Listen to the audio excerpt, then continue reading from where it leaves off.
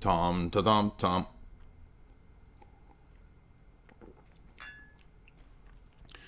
Unmute. Unmute. How are you doing today, Jay? Great, man. What's up? Yeah, lovely to be here. Listen, I just had a question for you. I'm a Catholic, and I'm sorry. watching your videos. I'm sorry. I'm just joking. I'm just joking, man. But I just wonder. I just had a question about Eucharistic adoration. Why is that not practiced in Eastern churches?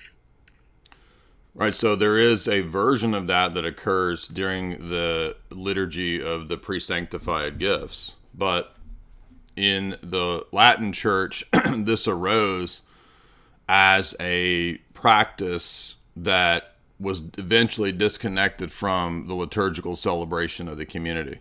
So for us, it doesn't make any sense to have Eucharistic adoration divorced from the actual full-on liturgical service. And that's why there's so many things that what TradCats think is, quote, TradCat Catholicism is actually just a Latin medieval or a post-Tridentine development. The ancient church didn't do that because they didn't separate communion or the reverencing of the gifts from the entire liturgical celebration, which includes the entire community. Yeah. All right. Well, thanks for your answer. I mean, are you aware that that didn't occur in the first 1,000 years? Oh yeah, no, absolutely. It's a development within the church, but obviously, as Roman Catholics, we would see that as completely valid as a part of this beautiful process that God has put into place. How is theology a process when we're told in the canons of the ancient councils that theology is not a process that doesn't evolve? It doesn't evolve, but we discover. The Trinity, for instance, wasn't formally defined instantly, right? So you think the Trinity is a discovery? Yeah, we So it wasn't. So it wasn't taught in the Old Testament. It wasn't defined. Nobody did define it in that way. So something is not the case until it's discovered and defined. Well, we're not aware of it until that happens, right? How did the New Testament writers argue the Trinity from the Old Testament? Well, so they didn't. That's the thing. I mean, you're saying the New Testament writers didn't argue the deity of Christ and the deity of the Holy Spirit from the Old Testament. They argued the elements of it, but they didn't actually argue the full definition of it. How can you argue the elements? You understand that the dogmatic definitions are just explicating what's there. Sure, but they help us understand it more fully, right? And the point is, we didn't actually understand it to that degree. No, wait a minute. You said discovery. That's different than understanding it fully. Well, you're discovering more about it, right? So again, the New Testament writers argue the Trinity from the Old Testament. How does Justin Martyr argue against Trifo? Well, I mean, I'm not as well read as you on that side, but hold on. So this is pretty. But hold on. This is pretty important for the history of Trinitarian theology. I would think you would know that since you're arguing for the development of doctrine.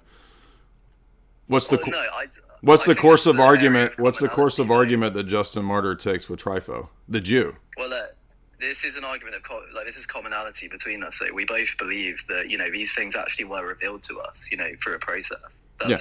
But your church teaches that the Old Testament taught a Unitarian deity and that the New Testament revelation is of the Trinity. I don't believe that. And I'm showing you that the New Testament writers don't believe that, because how does Jesus argue for the relationship of the Father and the Son in the book of John? Well, that's the thing. It's nuanced. There's so much. It's context dependent. It really depends on what. How does he argue in John 5? Well, look, I would need to get my Bible out if you want to talk that. But look, I got mine out. Let's go to it. Do you want to see what he says in John 5? Jay, we're in. Don't repeat my name. Don't repeat my name. So I'm asking, and you're giggling. I'm asking you basic Trinitarian questions. We agree. Why? No, we don't. Why do we need to? We don't. I just told you fundamental disagreements.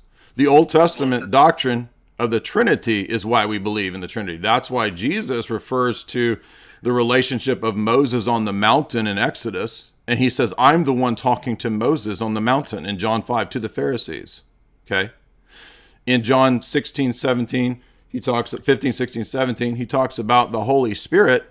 That Holy Spirit is all throughout the Old Testament as a distinct person. And that's why, for example, many of today's rabbis admit multiplicity in God in the Old Testament.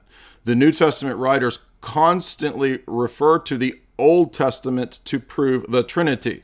The word Trinity has nothing to do with whether or not the doctrine of the Trinity is taught. And that's why the Trinity is in the Old Testament. Because Abraham believed in Father, he believed in Angel of the Lord Logos, and he believed in the Holy Spirit. That's what the icon of the three visitors to Abraham means. So if you understood Trinitarian theology, you would know that. That's basic in Orthodox theology. Roman Catholic theology does not have that as basic because Roman Catholic theology does not have the Trinitarian doctrine that is correct. It has a heterodox development of doctrine. And you guys prove the development of doctrine, like Trent did in the debate with Trent, by saying that the Old Testament teaches a Unitarian deity and the New Testament teaches the Trinity. That is categorically false. So when Justin Martyr debates Trypho the Jew, he argues the Trinity from the Old Testament. That's before the codification of the doctrine of the Trinity. So you understand that theology is taught before the words are used. But Roman Catholicism confuses explication of doctrine with development of doctrine. And that's how you got to all the innovations of what you're talking about, of Eucharistic adoration and 1,000 other things in papalism that has nothing to do with biblical theology, nothing to do with patristic theology, and violates all the canons of the first 7 ecumenical councils. Wow. Okay. So look, I think that was beautiful. You taking parts of the Old Testament and using that to support the doctrine of the Trinity. Totally. No, hold on. Do you understand? Jesus and the church fathers do that. You said I'm doing it. Jesus and the church fathers do that. No. Well, you repeated it, but that's beautiful. I totally agree. But do they not do that? But Jay, you said do they not do that? So why are you repeating my name? Do they not do that? Yeah, they do. They do. But Jay, you said something quite interesting. You actually said that Orthodox and Roman Catholics, we actually have different definitions of a Trinity. Absolutely. I think that's quite an extreme position. No, it's 100% factual. How so?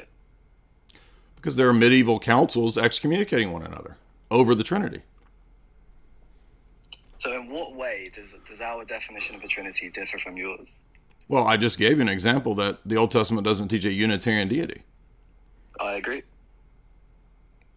So natural theology is not true. Because natural theology usually predicates that the Old Testament teaches a Unitarian deity and the Trinity is a New Testament revelation. If you read into it, but I mean... Read into it. Again... So is that not Vatican II's doctrine of natural theology, or is it? I think it's, an oversimplification. No, this is why your church teaches that Muslims and Christians believe in the same God because they're monotheistic. Do you agree with that? No, again, that's not what it says. Yes, it does. It's an interpretation. Of no. It, but well, hold on. So wait a minute. It's an interpretation. I thought Vatican II and the documents of dogma are the interpretation. So you're saying that that's an interpretation of an interpretation? Look, Jay. Why do you keep repeating my name? Can you address the argument instead of look, Jay, look, Jay, Jay. Why have you got a problem with me saying your name? Because it's a deflection and it's a stupid tactic that's like NLP. What? I'm just addressing you. What? Why are you giggling? That's crazy. What's yeah, okay. What would you rather? Enough of that. Fumples. Right. So you see what happens is that they do the exact same thing. They always do this. Rather than address specific points, they do this condescending giggle, especially the Brits and the Australians. They all do this exact same thing. Jay, what's the problem? Why are you doing this? Why are you doing this, Jay? What's the problem? Jay, look, Jay. Can you not have a conversation that sticks to the points and addresses them? You don't have to say my name 50 times. Look, Jay. Look, Jay. Look, Jay. Look, Jay. Look, Jay. Look, Jay. Look, Jay. Come on. And that condescending giggle, dude, get out of here with that. And the Roman Catholics are always like, you're so mean. You're so mean. But I have to listen to a condescending giggle, infinitely repeating my name, and not addressing any point that was raised. Fumples. Oh, yo, hello, Jay. Did you hear Ted Kaczynski died? No. He died, man. He died in prison. Interesting. So anything to do with what we're talking about today? I'm not trying to be mean to you, but it's open forum debate on Roman Catholicism, Protestantism, atheism, not Ted Kaczynski Day.